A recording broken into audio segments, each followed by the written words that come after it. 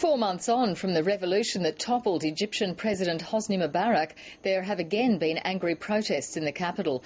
Frustration is mounting over the slow pace of reforms, and clashes between security forces and protesters are exposing just how volatile the country remains after the popular uprising.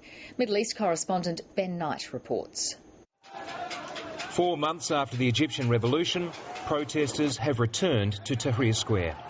Thousands of young men threw rocks and rampaged through buildings. Riot police fired rubber bullets and tear gas back at them.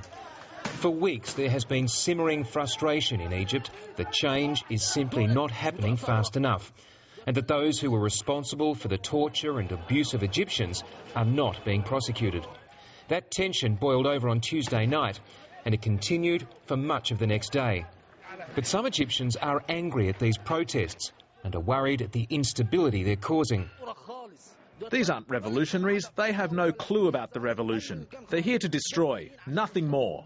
Ever since the Egyptian President Hosni Mubarak stepped aside, the country has been ruled by an interim military council. The fear has been that the military will simply entrench itself as a new authoritarian regime. But the army has been working to diffuse that tension. It's still promising to hold elections in September, and it's already prosecuted and in some cases convicted senior figures in the Mubarak regime, including the former president himself and his sons. But for those who suffered at the hands of the secret police during the Mubarak years, it's not enough. I'm not about to abandon the families of the martyrs who remind us of the revolution. Egypt's Prime Minister has called an investigation into the riots.